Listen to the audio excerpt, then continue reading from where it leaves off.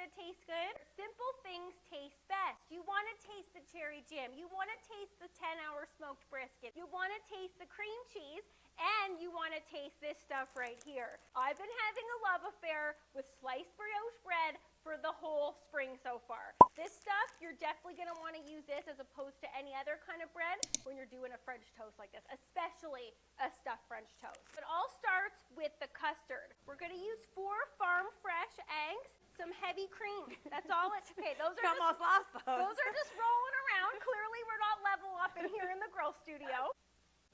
Let's all marvel at that farm fresh color. Then we're going to go in with our heavy cream.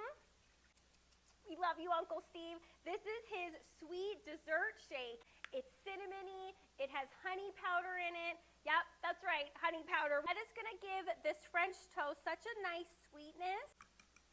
It's going to be our bath for the French toast. So Kiki, we're going to put her to work. We are going to have her dunk the French toast, but I'm going to set it up for her to knock it down. So we're going to do that, Manny. We're going to put our cream cheese like this.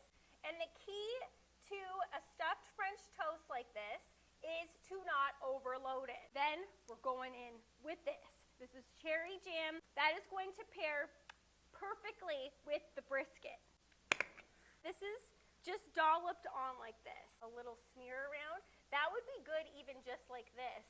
But you guys know, we don't just do it just like this around here. So to take this up a notch. This is brisket, 10-hour smoked brisket, smoked it on my Weber kettle. That's right, you can smoke on a kettle. You don't need one of those big, we have like offsets here, we got a Traeger, we got all kinds of different grills here. A kettle can get the job done. Okay, and then we're just gonna dollop on some chunks of brisket. To glue that and seal that all together, we're gonna do a thin layer of cream cheese on the top. This is like technically like brisket cheesecake. Ooh! Which sounds kind of gnarly, but no, that sounds incredible. Those are all the flavors of cheesecake, but with brisket in the center. We're gonna top it like that, give it a press down, perfect seal.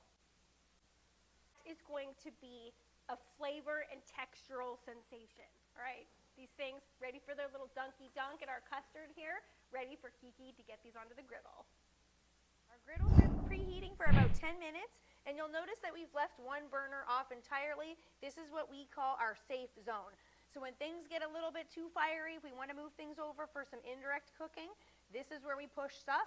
The rest of the burners are kind of on high right now. This one's like chilling out at medium high. We're going to turn them down a little tiny bit because we do want the French toast to cook throughout. French toasts are like pancakes. You want to make sure that the outside doesn't burn before the inside is cooked fully. Oh yeah. Then what we like to add, even when we're cooking with butter, is an olive oil. We always joke that we love to put olive oil on our skin, in our hair. We like to add it when we're adding butter too, because then if the mix of them together makes it so the butter won't burn. You're still going to get that brown butter flavor, but it's not going to go from brown butter to burnt butter, which is not good. This is the fun part. Okay, check out how perfect those are. Give me credit. Okay. Give me credit. These do look perfect. No, I need to hear flirty-murdy. You did a phenomenal job. No, it's not happening. Oh, excuse me? Honey, you did a phenomenal job. When you're making stuffed French toast, it's a quick dunk like that. See how fast that was? It's 1 and 1. This is not an egg hot tub, okay? We don't want things hanging out in there. That it's going to absorb too much of that egg, and it's just going to be a big soggy mess. So dunk, dunk on the griddle. Then we're going to keep oozing these over. So cinnamony. This Uncle Steve's shake reminds me of Cinnamon Toast Crunch. We're going to shut that lid to make sure that our French toasts are cooked through. It's been about 4 minutes, and I can smell that these are almost ready. We've got that brown butter smell happening. Let's see if we're ready to flip these. Oh yeah, that's what I'm talking about. Perfect browned French toast. Oh yeah, perfect. It does not get more French toast perfection than that. These are ready to come off. That took no time at all. And while these were cooking, Maddie and I were just saying, you could do this with any combination of barbecued meat and jam that you have on hand. Imagine pulled pork and apple jam, bacon and raspberry jam. The combinations are endless. These are good for also doing like custom stuffed French toast. You get a jam bar set up, you get a meat bar set up. The kids will love it.